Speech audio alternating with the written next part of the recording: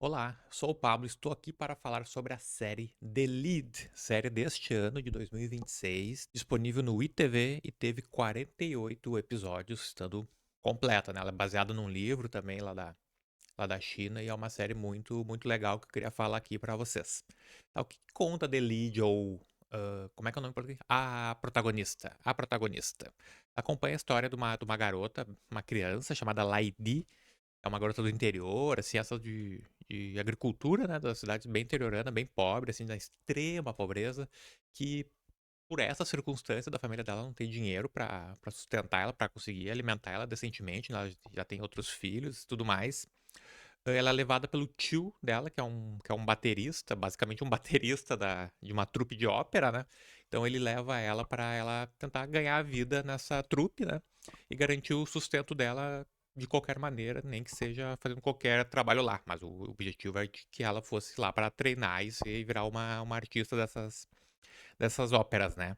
Essa ópera que é a ópera chamada Ópera de Qingqiang, né, que é uma ópera clássica, assim, chinesa, né, bem antiga. É uma das formas mais antigas até da ópera tradicional chinesa e também é considerado um importante símbolo de preservação cultural, né, do país e que tem centenária, então eles atuam de uma maneira bem antiga e tem apresentações que todo mundo lá, principalmente na época ali que a série se passa, todo mundo conhece, né? A série, então, ela se passa, na verdade, no final da década de 70, eu acho que, se não me engano, em 76 que a série começa, e ela vai seguir até quase o tempo presente agora, né? Vai até os anos 2010, provavelmente, se eu não me engano. Em 76, tinha uma coisa acontecendo na China, na verdade, tinha uma coisa que estava terminando, que é algo chamado Revolução Cultural, que é o que foi um período, assim, de 10 anos na China em que, cara, é considerado basicamente a segunda revolução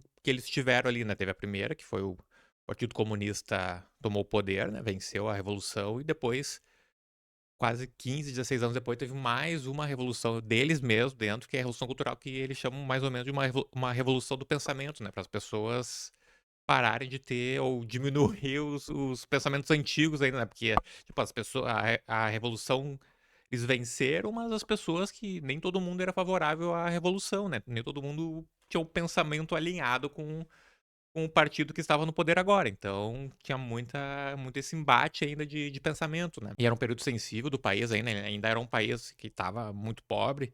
Então, eles buscaram com essa revolução cultural, que foi muito pesada, ãh, meio que eliminar esses pensamentos ligados, né, que eles chamavam de elementos capitalistas e também diminuir ou cortar as tradições, né, da sociedade pré-revolução, que era muito baseada em basicamente um feudalismo, mesmo não sendo há tanto tempo atrás, ainda era uma cultura bem feudal, né, bem de tratamento desigual, de coisas sociais e tudo mais. Então, um dos objetivos principais dessa evolução e que mostra na série é esse embate, né, de pensamentos e de impedir muitas coisas com objetivos maiores que muitas vezes as pessoas que estão ali no dia a dia não entendem, né? E muitas pessoas que a gente pode até entender como inocentes acabam tendo prejuízos pessoais. E a série ela mostra essas pessoas tendo esses prejuízos ou essas limitações nesse período. E que é muito interessante a gente ver, porque, como a gente tá vendo uma série que se passa numa trupe de ópera, né? Então são pessoas que são artistas, né? Aí esse embate da opressão, de liberdade até artística, né? Eles não podem apresentar muitas coisas não podem ser retratadas naquele período. E então eles ficam nessa questão. E isso é um dos pontos altos da obra, que traz realismo, né, para essa época, né, demonstrando como é que foi, ou como é que poderia ter sido nessa época para essas pessoas nessa situação, e através desses inúmeros problemas pessoais que isso trazia para eles e questões até existenciais dessas pessoas que viviam de um jeito e agora estão tendo que viver de outro, não estão podendo ãh, fazer o que elas gostariam de fazer, ou como elas faziam antes, e o que essa dinâmica causa nessa microsociedade ali dentro da trupe, né? Que é basicamente uma mini sociedade deles ali. E o ponto principal dessa primeira parte da série, né? Que é a atriz principal, que é a atriz Mirim, né? Porque a gente começa acompanhando ela como criança, né? A gente sabe que a série vai se passar ela muitas décadas, então num certo ponto, a gente já vai entendendo que uma hora vão trocar a atriz, né, pra uma pessoa adulta. Mas a atriz mirim, cara, que interpreta a Lady, né, a principal, ela é tão boa, cara, e tão carismática que eu tava assistindo a série assim, pensando, putz, uma hora vai ter que trocar, a qualquer momento eles vão ter uma passagem de tempo e vão trocar a atriz pela principal e eu senti falta da criancinha, ela é tão boa, cara, que a gente não quer que troque por mim, meio que ficaria, deixa aí, só ela como criança, nem vai pro futuro, fica aí. Porque ela é muito boa, é um papel até difícil de fazer, assim, pra uma criança, né, que tem que transmitir a verdade, assim, uma criança que é muito humilde, né, muito empobrecida, que não entende o que tá acontecendo, ela não queria estar lá, é levada meio que à força, né, contragosto, e ela é muito calada, ela não consegue, ela não quer falar com as pessoas, né, ela se sente totalmente deslocada nos ambientes, e ela não consegue nem olhar pra pessoa direito, e ao mesmo tempo ela tá ali no local de artista, né, pra ser treinado como artista, são pessoas que se expõem, né, expõem a voz, o corpo, a imagem, né, então é bem interessante de ver como é bem feita essa parte, assim, é essencial até pra gente criar essa ligação, né, com a personagem principal que a gente vai acompanhar por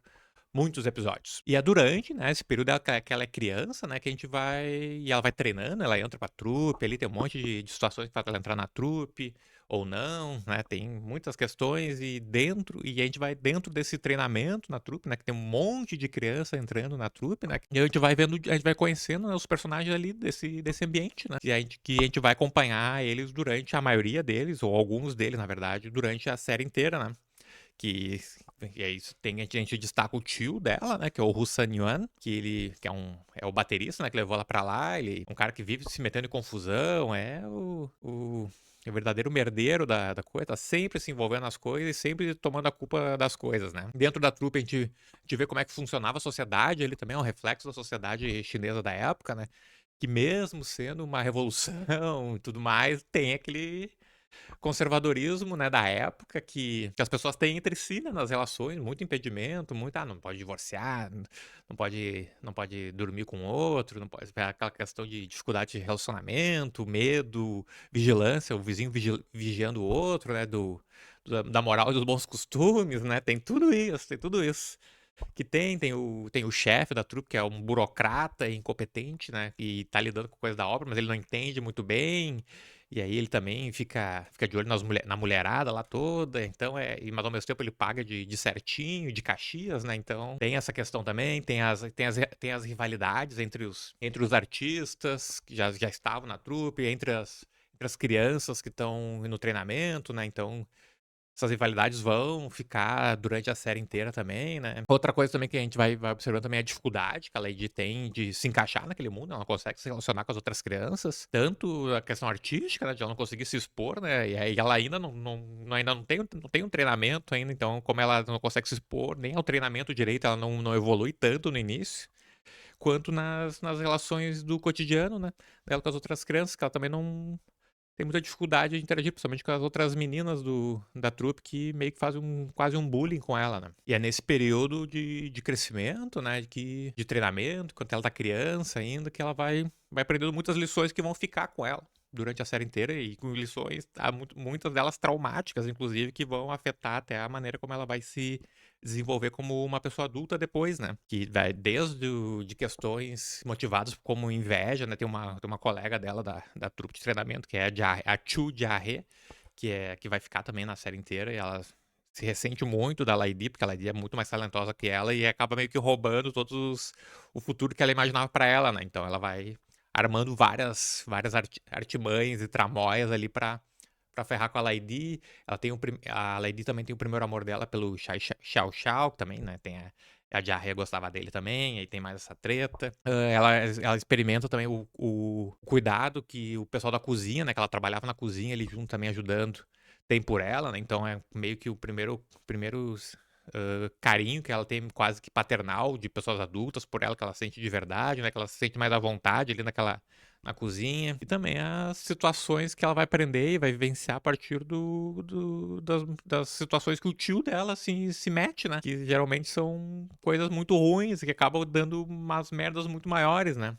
Que mesmo ele sendo uma boa pessoa, ele é merdeiro, cara. Não adianta. É o cara que é merdeiro. Onde põe a mão, dá problema. Ele faz tanta confusão que ele tem uma situação que ele vai até ser preso naquele day. Ele some da vida da Lady por muitos anos, que também acaba deixando ela um pouco mais sozinha, né? Ele vai lá, eles vão fazer uma apresentação lá com um canhão e tudo mais, e ele faz o canhão muito mais forte e acaba acontecendo um acidente terrível lá na apresentação.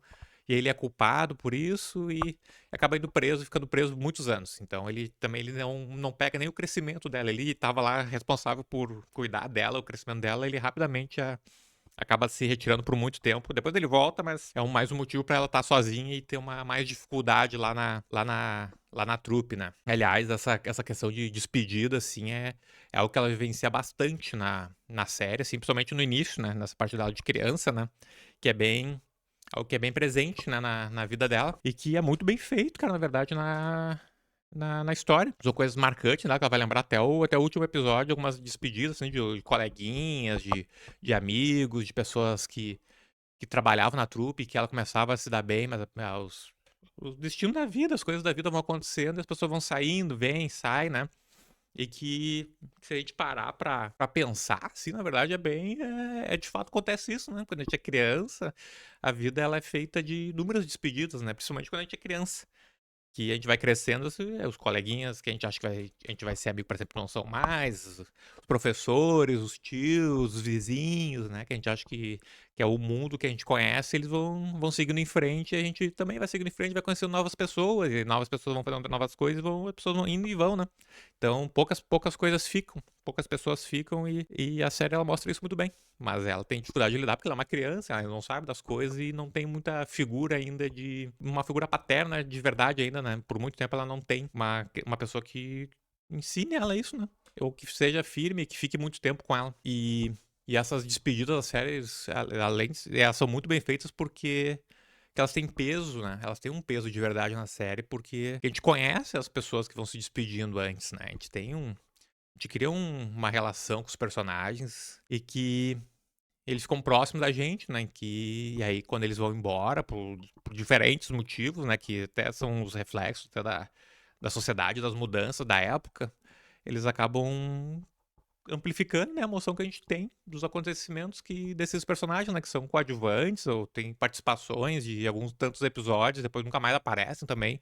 A gente acaba se importando e lembrando deles, né? Muitos deles, principalmente dessa fase da ópera ali, do interiorzinho deles ali. Claro, a série, então a gente sabia que a série ia mostrar diversas décadas da vida da Lady, então a gente tava esperando. Chega um momento que a gente espera, tá, ela vai crescer pra gente seguir em frente com a história e acontece. Isso acontece lá, mas até que demorou mais que eu esperava, que foi bom. Acho que lá pelo episódio 14 que a gente chega então nos anos 80 ali, né? Aí tem uma sequência muito bonita até da troca das atrizes, né? Da Lady criança pra Lady adolescente, que na verdade é a mesma atriz que vai ser até o final, né? E a do treinamento dela, que ela faz um treinamento lá que ela tá girando e tal, e do nada ela só troca assim, fica bafo, muito legal de ver. Que durante muitos desses anos ela ficava treinando escondido, né?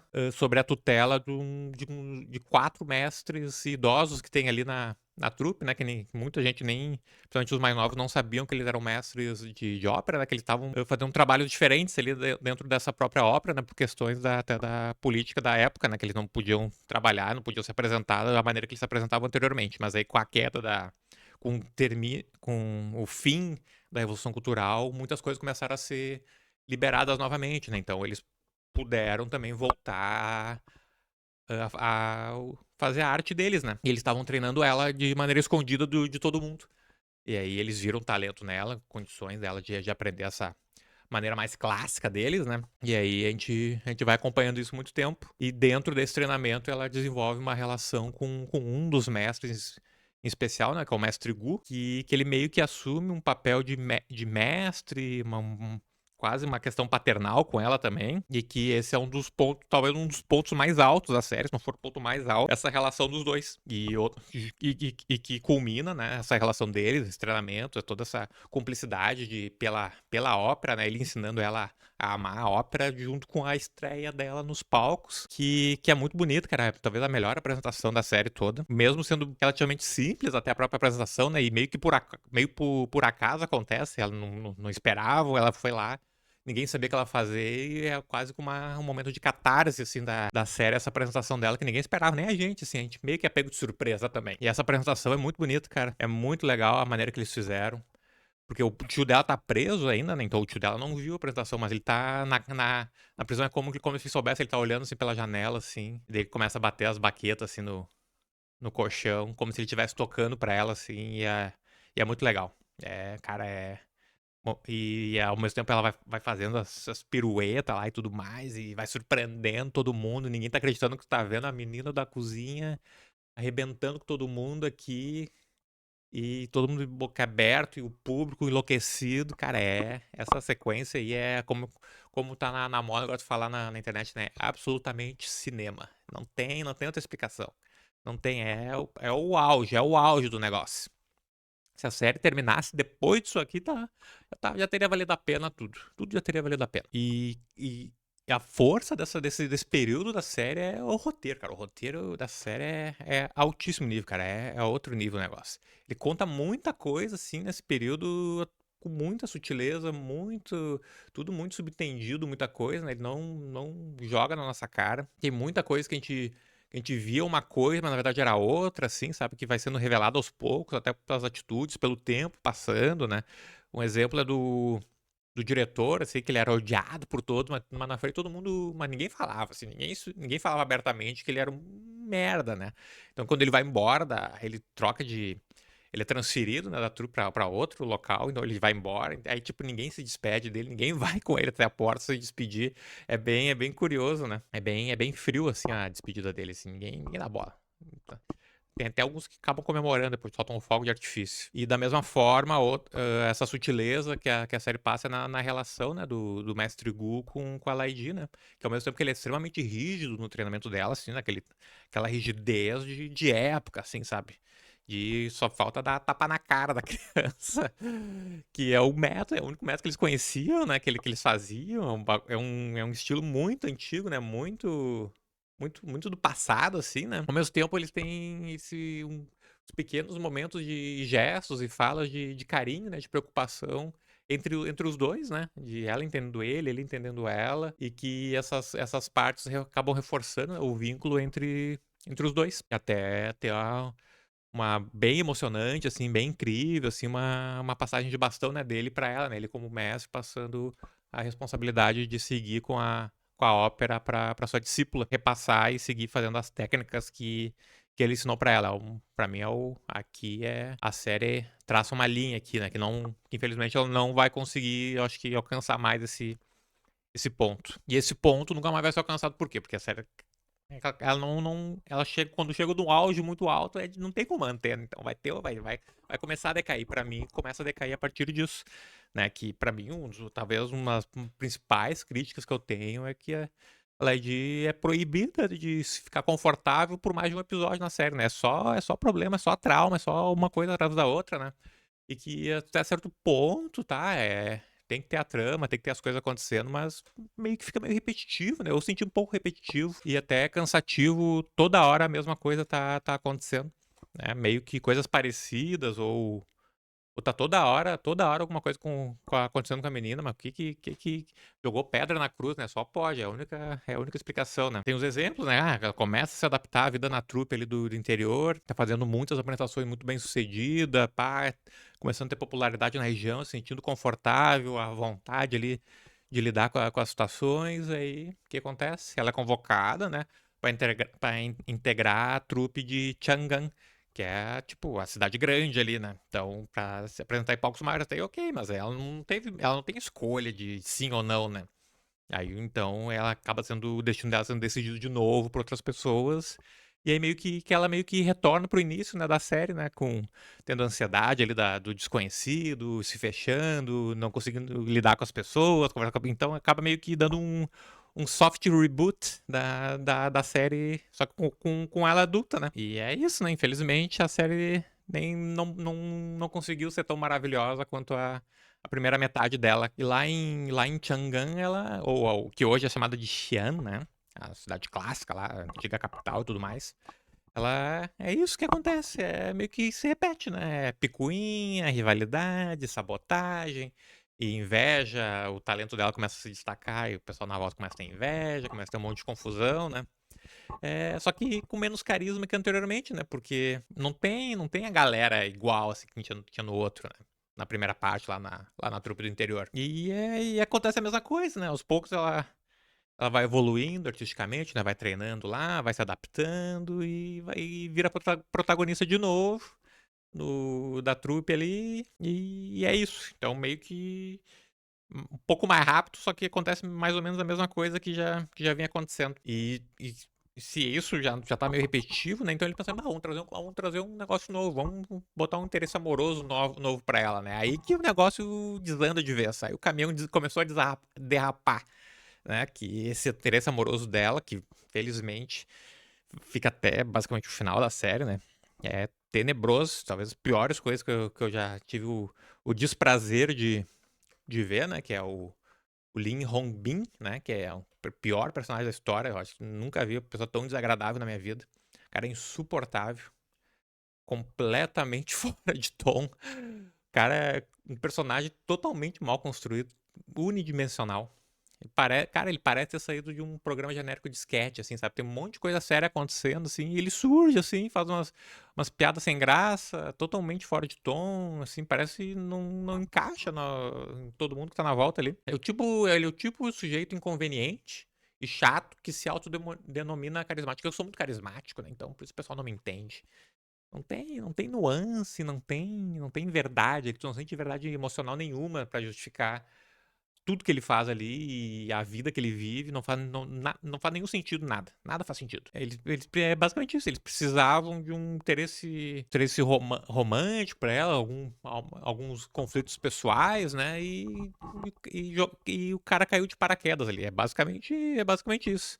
Pra mim, é sem dúvida isso aí. Tudo relacionado a esse cidadão aí é o ponto mais baixo da série. Nem vou falar do final da série, o que esse cara faz ainda, porque, cara, é inacreditável. Então, eu não vou nem citar pra não dar spoiler, assim, mas é indignante. É indignante o destino que reserva esse ser peculiar. Aí, consequentemente, é quase como que se a única, ou as únicas histórias realmente interessantes, né, da série acabam sendo dos coadjuvantes, né, do tio dela, da tia, dos antigos personagens da trupe, quando reaparece e mostra um pouquinho da vida deles, né? Sempre quando retorna lá pro início, lá com os pessoal do início, a série melhora. Quando volta pro presente, toda essa relação dela com outra ali, caidaço, caidaço. O cara fica muito caído porque todo esse período dela em Xangan, na trupe, assim, cara, é só ela basicamente que existe nessa trupe, né?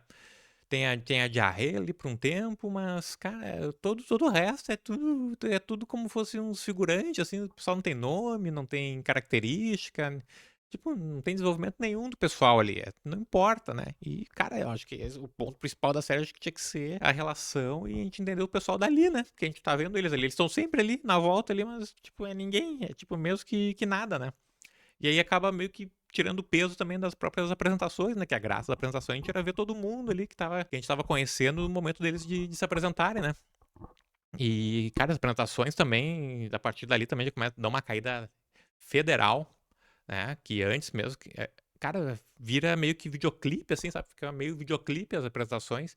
Fica a música, tema da série lá, da abertura tocando e o pessoal se mexendo. Assim, não é nem o que eles estão cantando ali, o que eles estão apresentando. Que deveria ser, tipo, os momentos emocionantes da série, a gente vê, né? A gente vai acompanhando a preparação deles pra tudo e na hora de ver o negócio a gente não vê direito. Não sei, eu não entendo, cara. Talvez seja muito difícil fazer apresentações assim, mas, cara, é pra fazer, faz direito, né? Eu sou dessa turma aí, vai fazer, faz direito. Sim, e aí ela vai se apresentando e com o passar do tempo ela vai ficando super famosa, até uma fama nacional ali, ou pelo menos da região, né, desse estilo de ópera, né, mais tradicional, ela vira a face do negócio, né? E a partir disso a gente vai cada vez mais vendo a diferença, né, entre o sucesso que ela tem nos palcos e o fracasso dela na vida pessoal, né, que são antagônicos, assim, cara. Tem um, não tem o outro, assim, é os extremos. E isso é a constante da vida dela que a gente vai ver basicamente até o final da série, né? Que mesmo ela tendo se casado, né, com o Inominável lá, obviamente esse casamento não é feliz, ela não encontra felicidade nesse casamento, ela casou só por casar, basicamente, né?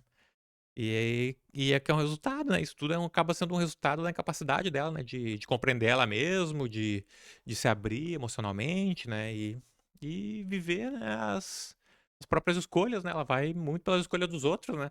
E isso é algo que ela. Um resultado meio que da maneira que ela se desenvolveu, né? E dos traumas e tudo mais que ela viveu desde que ela cresceu, né? Outro ponto interessante da série é que a série mostra até, né? Porque a gente fala de ópera e tudo mais, mas não, a gente vai pensar hoje em dia, não tá bombando ópera hoje em dia, né? Então a gente vê, na verdade, a partir dos anos 90 na série, o período que a decadência dessa ópera começa a ter com o público, né? E aí, que isso afeta neles mesmos, também nos artistas, né? Aí muitos personagens, né, que antigos, que a gente vem acompanhando, eles acabam mudando de vida completamente, né? A maioria deles nem consegue seguir na vida artística, né? Acaba abandonando ou tendo que ter empregos paralelos e tudo mais, né? E esse momento que a série mostra esses personagens antigos é quando ela vai muito bem, né? Que é mostrar o pessoal que a gente conhece lá desde o início. Daí, como a Lady não pode ter um momento de paz, né? Mesmo tendo um filho, nem o filho vai estar bem também, né? Então o filho tem uma doença lá cardíaca e ela e o Hongbin tem que juntar dinheiro e tudo mais. Aí todas essas confusões, a mudança até da sociedade, mudanças econômicas e tudo mais da época. Eles também acabam se divorciando finalmente. Mas aí eles acabam vivendo em função de conseguir juntar dinheiro para a cirurgia do filho, né? E mostra como essas duas pessoas sem amor próprio nenhum, ela, uma pessoa introspectiva, ele, uma pessoa extrovertida, mostra até de uma certa maneira como eles evoluem e se transformam, né, diante dessa dificuldade, né? Até um momento que até dá um pouquinho melhor, mas que não se sustenta por muito tempo, não. Mas, e ao mesmo tempo que algo que melhorou um pouquinho, também é algo que pra mim é o descarrilhou de vez o trem, né? Que, como já falei, trauma nunca é demais, né, pra essa série, né? Principalmente pra ela. E infelizmente a série então ela opta por soluções fáceis, batidas, clichêsentas e que é só pela forçar o tentar fazer a gente sofrer assistindo, né? Mas aí não para mim pelo menos não funcionou, cara. Ficou meio que um sofrimento pelo sofrimento, como se fosse só pra ter vamos botar mais um negócio aqui só pra render mais um arco de situações pra que a gente tem que fechar os 48 episódios. Então, cara, os últimos, sei lá, 5, 6, 7 episódios, assim, foram difíceis, cara, foram difíceis. Sim, porque eu não tava comprando quase nada que acontecia. Então, pra mim, nesse momento, cai muito a série. Mas, ao mesmo tempo, ela tem seus momentos, né? Não dá pra dizer que é um desastre completo. Há ótimos momentos, né, na reta final, né, quando a Lady volta, tem um momento que ela volta a cantar e a voz dela vai ecoando pelo condomínio, pelas pessoas vão ouvindo, que tá quase como se fosse um superpoder voltando, né, jogando um Kamehameha pro céu e todo mundo vendo, né, e a consequente apresentação que ela faz e que dentro da apresentação ela vai imaginando no palco ali os personagens todos que passaram na vida dela, né, que marcaram ela de alguma maneira. É bem legal a gente rever, né? Quando o mestre dela, o mestre Gu, vai lá, ela relembra ele, imagina ele arrumando a fantasia dela e ver todo o povo na plateia, cara, é muito legal. Mas claro, infelizmente eles não podiam acertar 100%, né? Porque o demônio lá ela também vai lembrar dele, né?